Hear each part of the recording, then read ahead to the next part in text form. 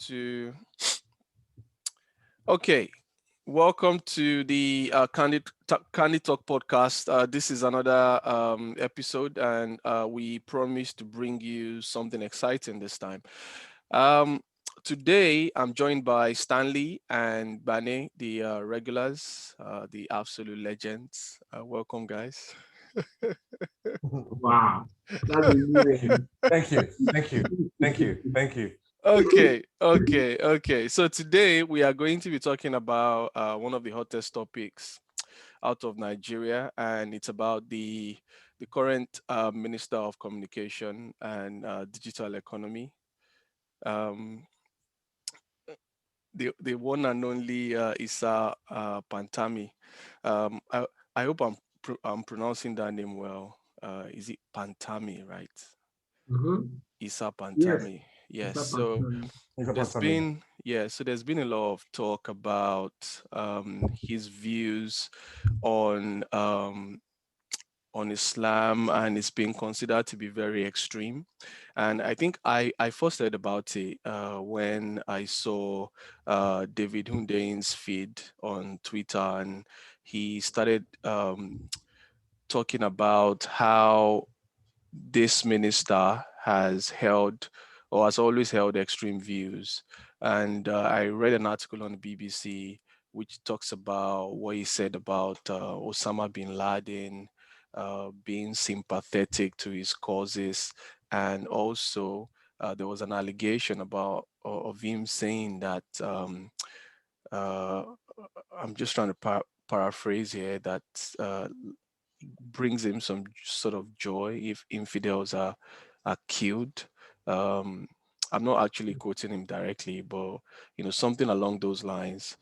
And there's been a lot of call for him to resign, and one of the key reasons is because the position he currently occupies is a very sensitive position for national security because he has access to critical data and personal information of a lot of Nigerians. And he also has access to um, a key intelligence that is critical to Nigeria's national security. So,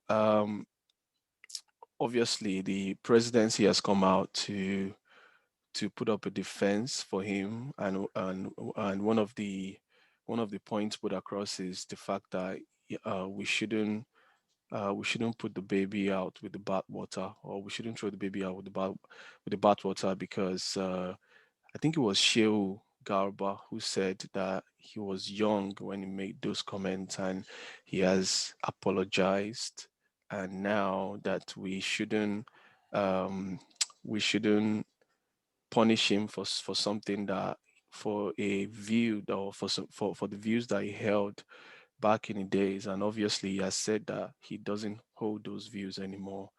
Um, but of course, there's still been a lot of talk about how people still believe that he still holds those views, and some people believe that we shouldn't just take the apology, that what he's done in the past and what he continues to do, which we are still going to touch on, is still shows that he potentially still has those views and they don't just go away. So, Bani, let me come to you. First of all, what are your thoughts on this issue, and do you think that the presidency has done enough here to quell our fears, or have they done a good job in addressing this issue? Well, I'll first start by saying that the presidency, this current administration, does not have has not had the habit and the track record of actually treating any serious issue with the attention that it deserves. Most of the time, they're just treated with levity. So, first of all, I'll start with my thoughts and then I'll come to the uh, question. My thoughts on Pantami being a minister and his views which he has supposedly um, recanted, are that it's not, for me, it's not completely new. This whole phenomenon is not completely strange. It is still jarring. It's jarring that somebody that has this kind of views, found his way to become a minister, and those views were never brought to the fore up until now. So the way I look at it is, I haven't followed all the angles on the news. I've just read up on it and I've looked at all the facts of the case.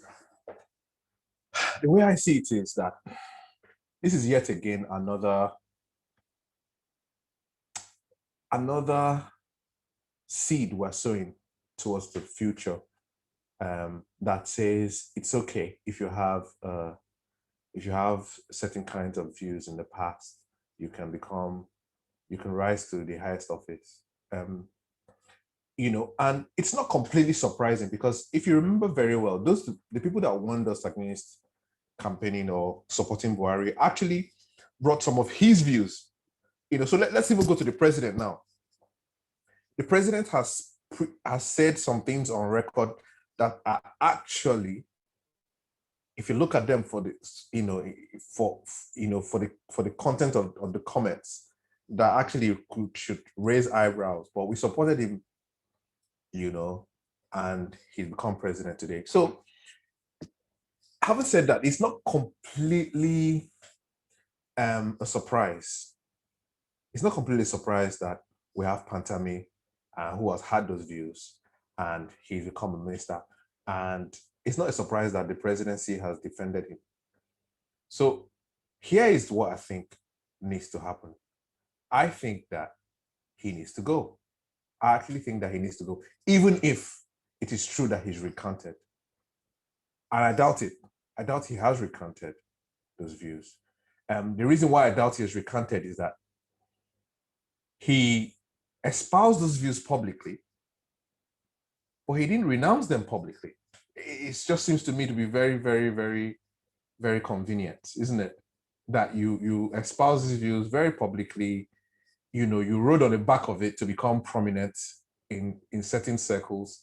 And then when you renounce them very quietly. And if so, renounce them publicly now. If you want us to come out and give the strongest renunciation of those views now, and stop sending people in your stead to speak for you on news, on panels or interviews. Come and defend what you've said in the past, and strongly denounce it now. And even at that, for me, his position is no longer tenable. The reason for that is simply that, there's too much controversy already. There's loss of faith in the system. And this is what the Nigerian government doesn't understand. That what gives a government legitimacy is the faith that people have in it. So if people lose faith in the government, it no longer has legitimacy, whether it still operates the levers of government, whether it still has the House of Assembly and all of that. All of that is just mere symbolic. It just becomes mere symbolic. There is no real legitimacy. And as far as Nigeria is concerned, in large parts of Nigeria right now, the Nigerian government isn't legitimately the government, or as far as those people can see. To be honest with you, it has been like that for many Nigerians, or for most Nigerians. Like Nigerians say, we build our own roads, we build our own house, we provide our own electricity, we provide our own water and security. So to now top it up with this new level where you have a high-ranking official that has held these strong views in a country that is multi-religious, multicultural, multi-ethnic. We are probably the most diverse country in the world. I don't think the presidency understands how precarious this situation is, because I don't think they are students of history. I think there is a section of Buhari's supporters that seem to think that when we have power, when they're in power, we're in power, and as such, nobody can, we can do whatever we like and nothing will happen. They don't realize that the way things happen the way history works is that action and reaction doesn't have reaction to any action doesn't happen immediately. It takes time. It usually, so for example, let me give you an example. What led to Trump's populism? What led to Trump started in 2008. Some of it started in 2008 during the crash.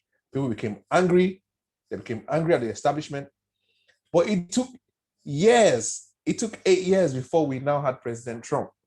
So some of the seeds that are being sown by this government and the way they have treated some of these very serious issues with nonchalance is going to be ripped down the road when there will be when there will be possible some equal reaction to it from other parts of the country. And trust me, nobody wants that. You don't want to see that happen because nobody's coming out of that a winner. That is a fact. No, because right now, as it is, the Nigerian government no longer has the monopoly of violence. So when the government, that's supposed to be assuring Nigerians, now turns around, and I'm now going on to your question of, the way the presidency has treated the whole issue. Yeah. When the government who has the job of providing security for Nigerians now treats an issue of concern to Nigerians with such levity as, he was young when he made those comments. He was young when he made those comments. He was 33 years old when he made those comments. He was not. How old is he now? And he was 33. Sorry, go ahead. And they also mentioned cancel culture, that we shouldn't embrace cancel culture. Yes, somebody said he was sure that it was Tolu Ogunlesi that passed him that line, and obviously I'm no fan of Tolu Ogunlesi, and I'll say it anywhere, and I'll say it to his face. The truth of the matter is that and obviously I don't want to make it personal because there are other issues. But coming back to what I wanted to say, the seeds that this government is sowing, what is annoying me is that a lot of those seeds will not be reaped by them. It will be pushed further down because some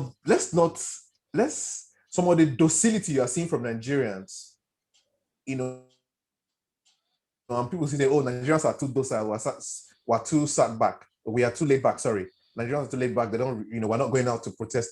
I keep telling people, look, you actually don't want Nigerians to snap. Exactly.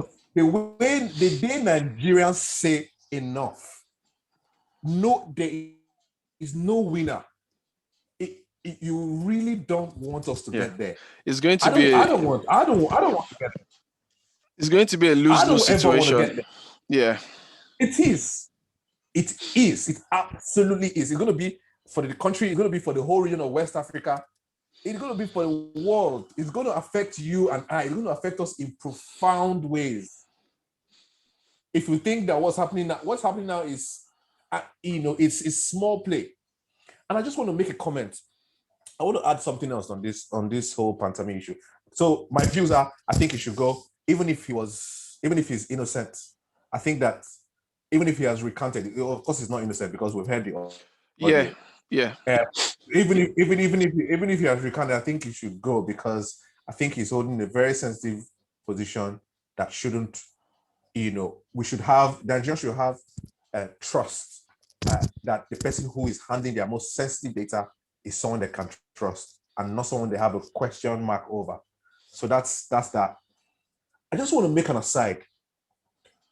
What is happening in Chad right now? It ties into what I'm saying here. What's happening in Chad right now? How is this government reacting to that? I can almost bet you that they're reacting to it in the nonchalant way that they do everything. I don't know. I could be wrong. And I hope I'm wrong. Because the developments in the Chad, and I was watching, I'm not going to claim that I got all this information by my own analysis. I got this from watching some interviews and from putting up on this story today. I think it's Buba Galadima. Buba, yeah. He raised some very topical issues on that issue that I watched on channels. And it got me thinking, if Chad goes into a civil war, apparently they are the people holding together Mali, the government in Mali and the government in Niger. I didn't know that. I didn't know that Chadian forces are actually helping protect the Nigerian presidency. I don't know whether he was simplifying it, but let's assume that what all the things that Baba Galadima what he said today were true. It gives me concern that Chad is going to have issues that will spill over into Nigeria. How is this government that treats everything with levity going to deal with that? That is another set of crisis coming, because if that happens, that is more arms flowing towards us, flowing to the arms of Boko Haram, into the hands of bandits. which has been happening for it's been happening for a while though, despite the fact. But apparently, but Chad being a stable country-ish, if that goes out of the picture, it gets worse. What's happening now, apparently, it gets worse, and it gets materially worse. So the question I want to ask is a government that treats this kind of issue with levity going to actually treat that with the seriousness that it deserves and say, okay, guys, we must do everything to make sure that Chad doesn't fall apart? They can't do that when they haven't been able to even reach out to various parts of Nigeria to keep us together. So yeah, those are my thoughts. I don't want to talk your ears off. Yeah, Stanley, over to you. Yes. Before you come in, I just want to add again everything Bane said, and you also have to consider the fact that it's been a PR disaster for the Nigerian government, because we've started seeing a lot of people saying they have that they are harboring terrorists, that the US government, when they banned Nigeria for terrorism, and when they put Boko Haram on the map at the time, all those steps that were taken that we consider to be really harsh on average Nigerians in terms of ability to travel ability to travel. We thought they were harsh, but people are coming back now that, oh, maybe the US had some intelligence that we were not privy to, and now maybe they were right on some certain issues. If you have people in government that hold views like this, maybe they had something, that might be logical. That is one. Two, what exactly have we done to address these issues, like Bani has been saying? Then three, on Chad has played a critical role in the fight against Boko Haram. They've had, even though we like to speak against dictatorship and all these strong men that have held their country's government for a very, very long time, but there's been some sort of stability in Chad. I don't know a lot about Chadian politics, but that guy seemed to be before he passed, Idris Deby, right? The late president. Um, he appeared to have held it down, at least in a reasonable way, and he was leading the charge against Boko Haram. Now he's gone, and they might potentially, Chad is another diverse country. They might potentially fall into political instability. That is also going to be a very, very sensitive issue for this government to deal with, and they would have to be proactive. And these are things that they haven't really scored high marks on in the past. So, give us your thoughts. First of all, I think I need to get a few things out of the way before I respond to the questions. First of all, one of the things, and I've tried to stay off the whole of the controversy, because whichever way I evaluated it, I didn't see an end that will mean meeting the demands of people who were really scandalized about the recent revelations. So I just disconnected. But for me, first of all, one thing I consider extremely worrying, fundamentally worrying, is our screening process for those who hold very high public offices, whether they are running for election or they are being appointed into very sensitive positions. I think we've had conversation about the processes. Um, the things we've had, the things that were really revealed in the last few weeks, has been almost 2 weeks of non-stop chattering on this issue. The things that have come out during these last 2 weeks are things that should have come out during Senate confirmation hearing. These are the things he should have been grilled about. These are questions he should have been asked. This would have been his opportunity to publicly denounce his previous position, but also clearly state where his current state of mind is during that public hearing. But again, we continue to practice a bow and go approach to hiring people for very sensitive positions. The same people who use this bow and go method will not hire someone to manage their private businesses using that same approach. So it's a really fundamental question that the Nigerian Senate needs to answer about the way they confirm those presented to them for confirmation for very sensitive office. I use sensitive office because it's not every political position that goes through Senate confirmation. So the really very sensitive ones are required to go through that confirmation. And there's a reason why they are required to go through that confirmation here, is to determine the state of mind of those who will take this position.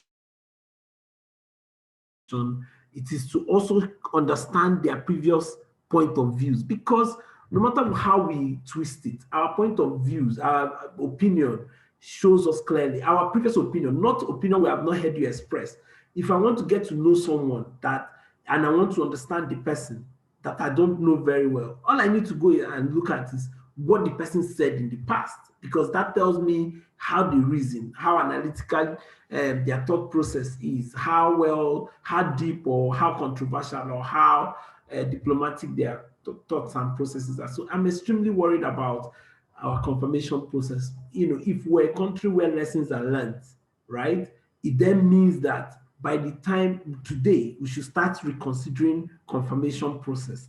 There will be rules in the Senate saying that the president cannot send a name for confirmation without telling them what office the person is going to occupy, right?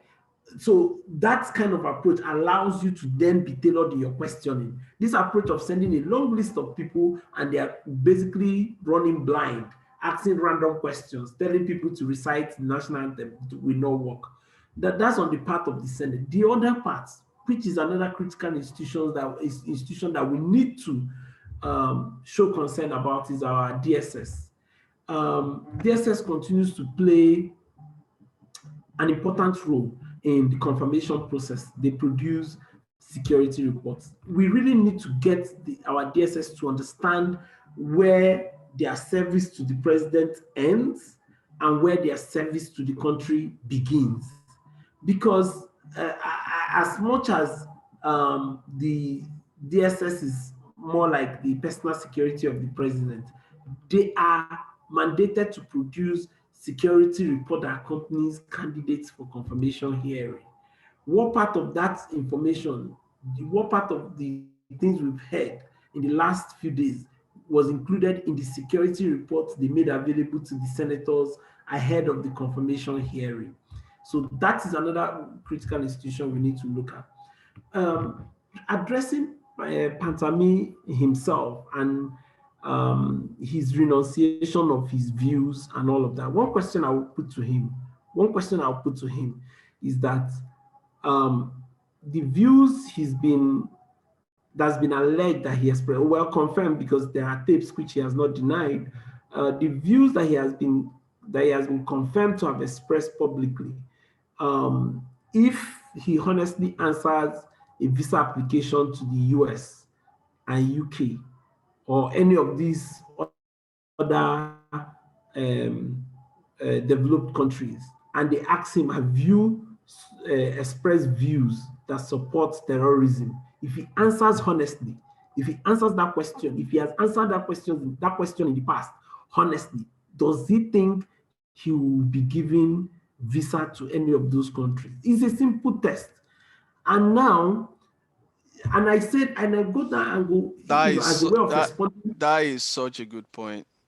Yeah, because I go that angle because I'm trying to respond to the statement from the president. Because, there is this whole feeling that it is those who are against us that are making these demands, right? But do you know communication and digital economy to be an unofficial trip on behalf of the country, and the US responds and says, we cannot allow you to come on behalf of Nigeria to conduct business on behalf of the country because you have expressed views that we find contrary to our own laws. It becomes a diplomatic issue, right? So if a country decides Minister of Communication and Digital Economy, it becomes a diplomatic row with the country, because in this instance, Nigeria must work to respond in kind, as they do within diplomatic circle. You must, sort of return action as well. Or are we going to drop our hands and say, oh, US banned our minister, even though he has reasons to travel to the US, but he cannot because US. Are we supposed to throw our hands and move on? Or are we now going to place a ban on the US secretary or a cabinet officer? Like, think about it. This is a position we do not want to find out the word viewers, right? You mentioned that this story is on BBC, right? And global media is now beginning to pick up the story. Remember that this story started on an unconfirmed story that this guy was placed on a visa, on a watch list, right? Which, because there's no confirmation, which again, the whole report seemed fishy. To be honest, from the moment I read it, the report seemed fishy. I was, shocked that, media houses will publish that story without any form of verification. If you said, oh, independent sources said, I can tolerate that. But to say an unknown US intelligence agency, the phrasing and all of that raised questions for me, but to imagine that we have gotten to this point, starting from a story that has since been retracted, and now we are here with a minister issuing an apology for previous views that are now coming out to be true, is something for us to be concerned about. This do not augur well for us as a country. Is something we should be worried about. I'm a bit not, I don't, when people try to link their fears about him holding that position to the whole national identity card registration and all of that. Well, maybe I'm being naive. A part of me always wonder, is it going to go into the database, slot a flash drive, download the database and hand it out to someone? And I'm not trying to make light of the issue of the worries about Nigeria's database, but I think it's a stretch, in my opinion. I think it's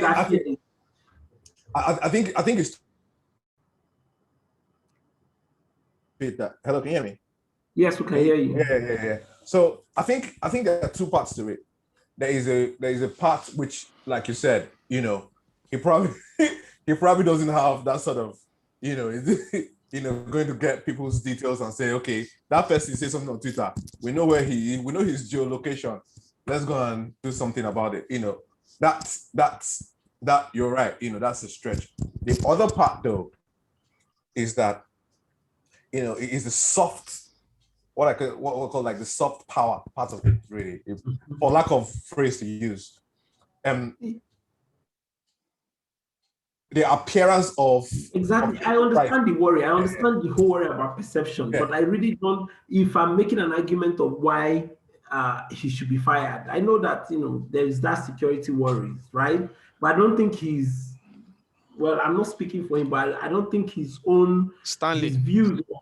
Yeah, I can Stanley, hear you. I mean, Yes. I'm just looking at that BBC article. So it says that Mr. Pantami oversees the web infrastructure for most government ministries and agencies, armed forces, intelligence agencies, and Nigeria's satellite infrastructure that provides communications and navigation support for the Air Force. That is significant. That goes beyond our personal information. That's like our whole national security infrastructure that he has access to. Mondu, I'm not downplaying it, but Yeah. the conversation and the major worry that I've seen online did not revolve around this issue referred to in the BBC article that you're talking about. Every conversation online about him holding that position has been around our national identity database, right? Mm-hmm. Nobody has referred to this infrastructure that you mentioned, right? Mm-hmm. Mm-hmm. And I don't work in the security sector, but from my experience so far, Nigerian government has very little online. Maybe except for the, maybe the satellite images that you're referring to, but I do not think that there's a huge, maybe they have the mechanism to is dropped on people's conversation and listen to phone calls and all of that. But really, that government transactions are basically online is a joking, is laughable if you understand how Nigerian government works, right? So there are maybe one or two or three government institutions that have really digitized their operation, but a large amount of government operation is still paper-based. Even if you do email, you find one or two people who understand how to use, who are savvy with, doing email. But I'm not so to tell me that there's a huge database of where our intelligence is stored online and all of that. I don't think, digital satellite images, communication networks, yes. But that you tell me that our intelligence gathering is dependent on some digital infrastructure, I might be wrong, but I'll be shocked if that's the case. If all of this is still not paper-based, and I'm not trying to downplay why he needs to go. I'm just saying this because we need to be clear about why we're asking him to go. The fears about all of this other thing is not the reason we should ask him to go. Is that by expressing those views, it has made his stay in office untenable. Untenable, yeah. He should not have gotten to this point if he was properly screened. If he was properly vetted, he shouldn't have gotten to this point, right? And I think that there's this thing, and I worry about it every single time issues like this come up, is that people that walk around very senior government people, right? And I guess maybe because we're a poor country, if your job is if the president is going to hire someone and your job is to vet the person and advise the person, and you find information such as this, and you advise the president based on that for something as serious as this, and he refuses, you should resign. Exactly. And make it a point to say, look, I'm walking away because I found something really serious and the president is refusing my advice. It's a national security issue, right? Yeah, so a potential diplomatic issue as well with the US. Well, because every other country who shared the intelligence with Nigeria would be extremely skeptical if somebody holds that very high position. That is my point. The highest decision making in the country. That is my point. That's the point of some people. That's exactly. That's what they're aware. That's what they're worried. That is the issue. Yeah, Bane. Okay, sorry. No. So most of the arguments that people have made around this issue, and which is why sometimes this debate,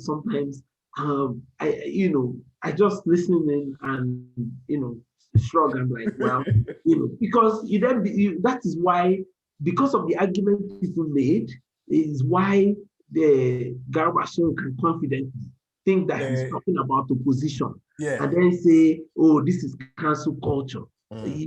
If we want to talk about cancel culture, then we need to look at the opposition party before 2015. they literally succeeded by being a cancel culture by the standard that the presidential spokesman has given. No, of course. I, The truth of the matter is that these guys in power, the truth of the matter is that they don't care. They really don't care about, they don't have a sense of irony or hypocrisy. The aim was power and they've gotten it. And I don't think, and that's why I don't waste my energy trying to say, oh, you are being hypocritical. They know they are being hypocritical, but they don't care. The aim was power. They've gotten the power and they're doing what they want to do about, and they're doing what they want to do with the power. And anything else you can say, it's just basically them coming out to say, well, I ticked the box. I answered them. I said, I answered them in a fanciful way that they understand in today's culture, which is cancel culture, which is like the fancy term now. Go ahead. Sorry. Sorry to interrupt. I wanted to say something about the situation in Chad. I really haven't paid that much attention to what is going on in the area, aside from the news, until the news of the death of the airways. But I'm very familiar with the fact that they play a very critical role in the whole fight against Boko Haram. And there are 2 points of view about what role they play and how they are probably taking advantage of that role, against or for Nigeria, depending on who. Yeah, I think I've read a view of this funny thing. So there are those takes that question the genuinity of their role and all of those. We have taken down this Boko Haram camp and all of those, and the role they play in small arms and ammunition flow into the country or into the hands of all of these very violent and murderous gangs running around the country, right? But Nigeria used to be a regional power, right? And we had a time when, well, maybe we still are, but there was a time in this country when the military took over. I think it should be Cape Verde or somewhere. I think it was Cape Verde when Obasanjo was head of state, right? And the military took over power. It was Sao Tome and Principe. Sao Tome and Principe, right? You remember that incident? Yeah, right? I remember that incident very well. And the president, a Nigerian president, went on TV and said, "Look, you guys better get out of that place, or I'm coming for you." Yeah. And because the president came to Aso Rock. Yes. I was in Abuja then. Yeah. So, and you see, they retraced their steps and ran off, and the president resumed his power, right? In this instance, maybe I wasn't reading the news, but we have not as much as taken a known position in this situation because, quote unquote, there is supposed to be a vice president in Chad, but the president is killed, and then you take steps to dissolve the legislature. You sack the vice president, you appoint a military person, on what basis, right?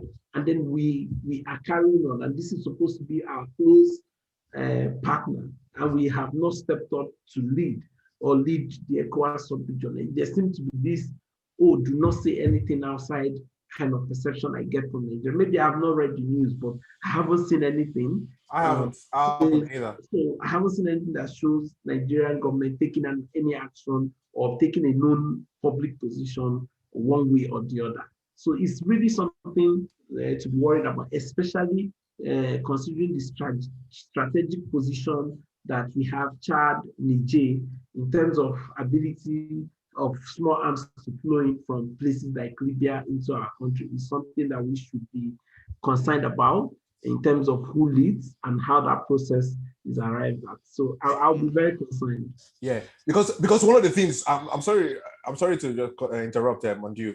No, one of the things that Galadima mentioned today, and I'm taking it. I'm not saying I'm not educated on the matter at all. I'm just taking it based solely on what he said.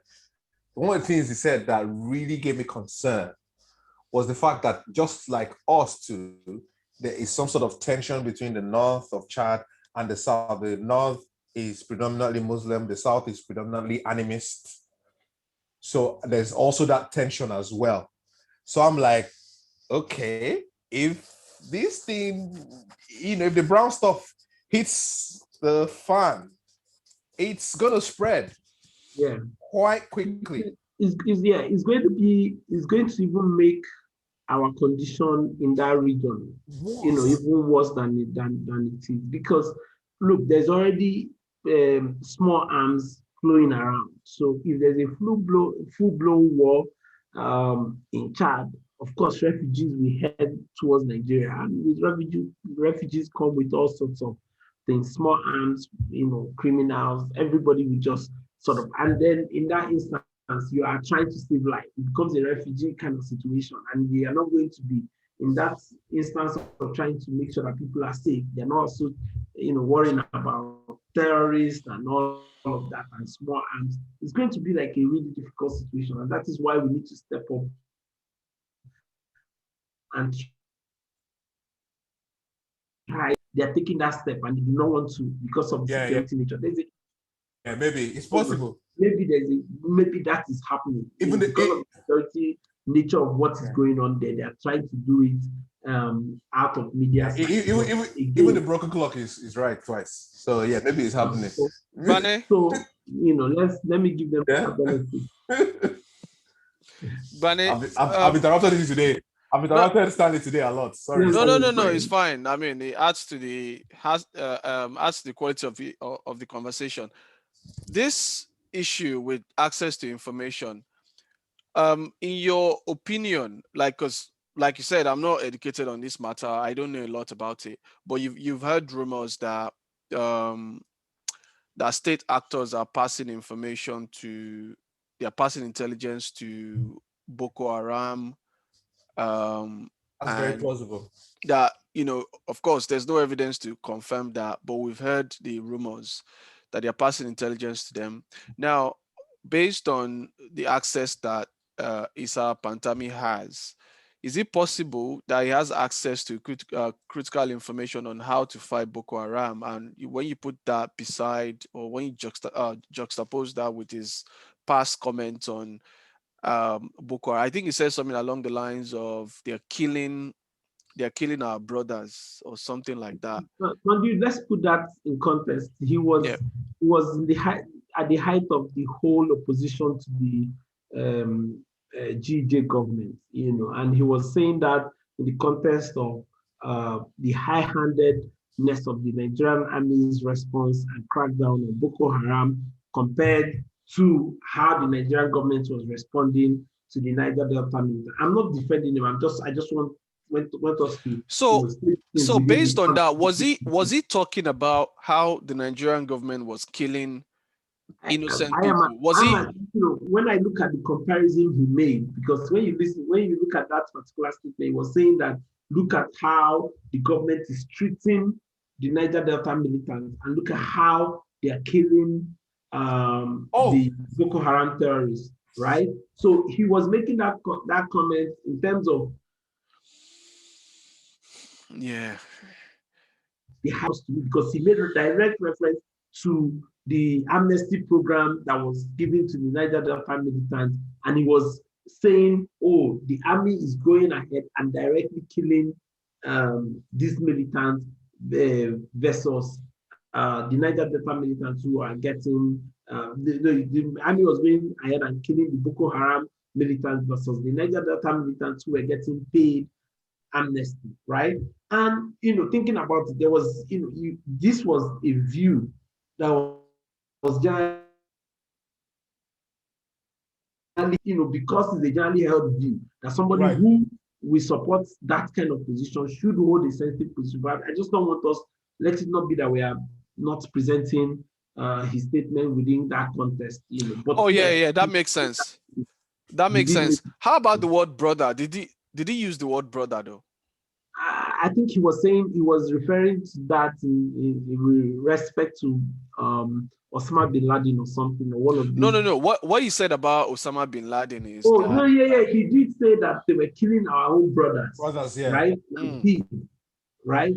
But they're paying the militants in the Niger Delta amnesty money after they're destroying the economy. And he was saying that that when you compare the impact of the Niger Delta militants on the Nigerian economy and Nigerian government is nothing compared to what the Boko Haram militants were doing or terrorists were doing at that time. So, you know, it was an emotional, political, argument. Which to be honest, let's be honest, a lot of political leaders in the north held.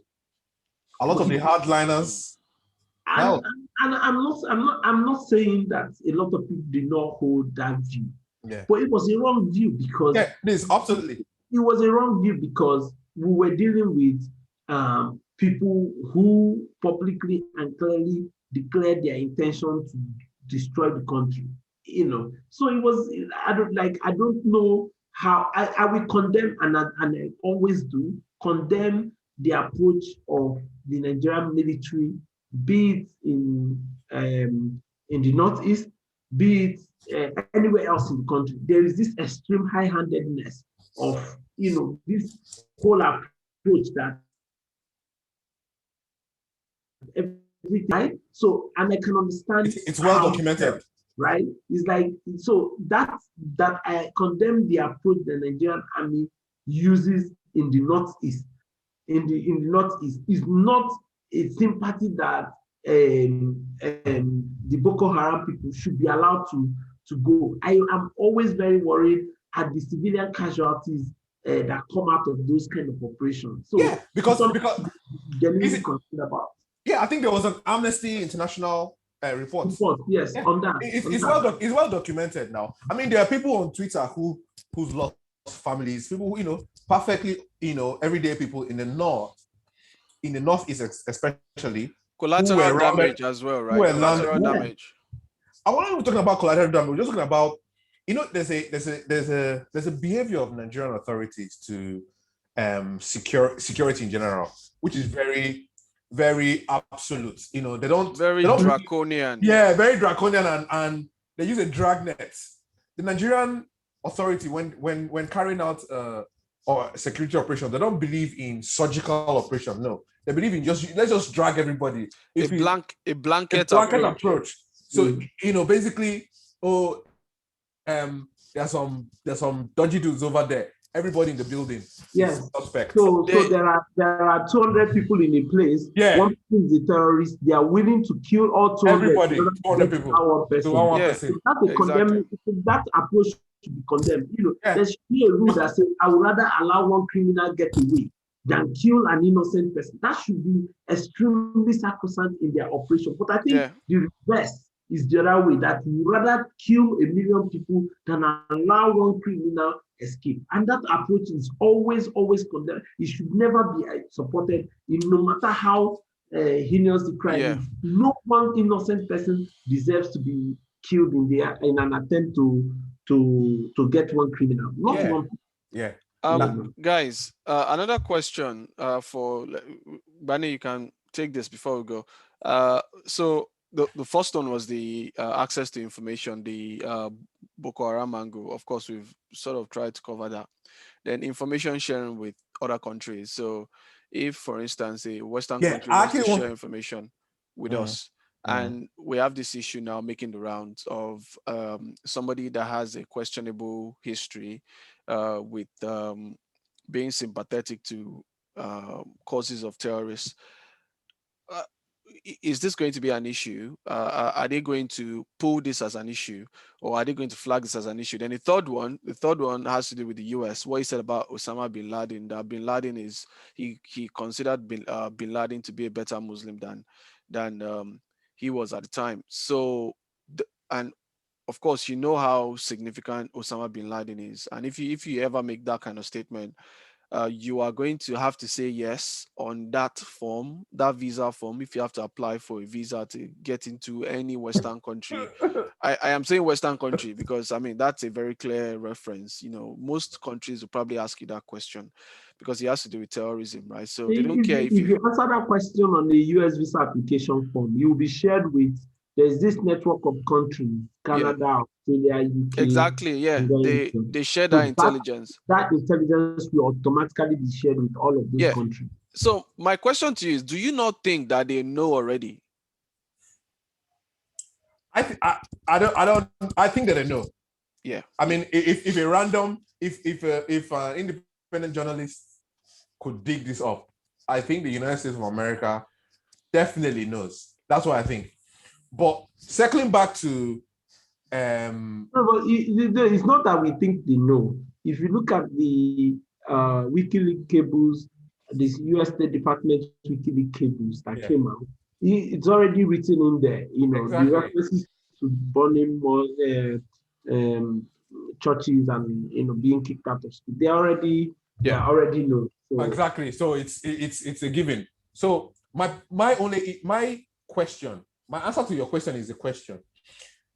What level of security clearance does Pantami have in terms of like what kind of meetings can he take part of? What kind of information is he privy to in terms of national security? So I think the answer to that question will determine whether or not partner countries will be comfortable sharing intelligence with us. Okay, but there is already that rumor out there that most of the partner countries are extremely concerned about sharing information. In fact, there's rumor out there that's contradicted that says U.S. government no longer shares intelligence with our military sources. Even if, I'm saying this with respect to Mondu's question about what level of security clearance he has. As far as Nigeria is concerned, the highest decision-making body is the Federal Executive Council meeting. They award security-related contracts at that meeting. Are you serious? Everyone in that meeting has access. So maybe not detailed, but that council approves award of contract after going through procurement process. I do not know if that's, but I have heard at the end of certain fake meetings, they've announced there's a $1 billion they are using to buy more arms and all of that. I assume that details are cost, right? So that is already, even if that level of detail is not discussed at the meeting, the fact that he's a member of one of the highest decision-making bodies in the country is something to be worried about. And if any other serious partner that does business or work or share intelligence with Nigeria looks at this issue, they will be extremely alarmed. And now that BBC reported it, I'm anticipating, diplomats from the UK will be looking to have a conversation with the Nigerian government about this. And I think I saw a story about foreign ministry having a meeting with diplomats to provide. I'm not sure if it's related to this or something else, but I know there was that sort of meeting where they were trying to reassure diplomats or something. I'm not sure if it is this particular meeting, and I saw a news about that. So it's something to be. I don't see him surviving this. They haven't come out to say it is false. They haven't come out to deny any of these comments, and these comments are. They only say he has apologized. Apology in this instance is not enough. Like Galadima said again. I've said his name here too, but would you call this podcast the Galadima podcast? Galadima pod? Yeah. It was actually so spot on. He said something that I really like today. He said, "Why don't we just go back and tell all those criminals in jail? Just apologize and everything will be fine." And we accept your apology. Just apologize and everything will be fine. But this goes back to our general attitude to offense and punishment. In a lot of instances, you break traffic rule. You naturally expect that if you beg the officer, then the punishment should not apply to you. The fine or the ticket or maybe being charged to cost should be wiped off. And when the person insists on either issuing you a ticket or charging you to court, then we declare the person a wicked person. That whole assumption that apology is enough to wipe away an offense is something that is almost cultural to us. So it is absolutely. I'm not surprised. The attitude is, he has said sorry now. He has said sorry. Exactly. Leave it and now. That's what you get from not Femi. What's his name? What's the presidential spokesman's name? Femi Adesina, Shehu So, Garba. that's the sense you get from the statement that He has apologized. apologized now. And You should leave he's a him. new person. He has changed. So what do you people want if you are not trying to Guys, before we go, let's try and establish if this is a fact or an opinion. Is this a criminal offense? there is the I forget what it's called. Is it anti-terrorism act or something that says that sort of criminalizes being sympathetic to a terrorist organization. So based on what we have heard, some of his comments were clearly sympathetic to known terror groups. What I'm not sure now is that what I'm not sure of now is if that law was already in place as at the time he made the statement, or He if the made law those comments, yeah. Yes. So, but if that based on that law, depending on when the statement was made, based on that law, if he made the statement today, it's a criminal offense. I think that's a very good one, and that's a good point or a good place to end this conversation. I know there's a lot to talk about. There's a lot of I can see Gbane there. Gbane is burning to say more, but No. but unfortunately, I think we've spent past our target time. So it's been a very, very interesting conversation, and maybe we'll find time again to talk about this, or maybe we'll bring an expert on national security and communication in Nigeria to shed more light on this. But Yeah. again, thank you very much, guys. Stanley Igbane. We will reconvene some other time to talk about something hopefully more interesting than this. Yeah. All right, guys. Don't forget to drop us a like and give us some feedback on any platform that you might be listening to this, and on YouTube as well. And subscribe to our channel. Thank you very much. Take care, guys. Bye. Ciao. Bye, guys.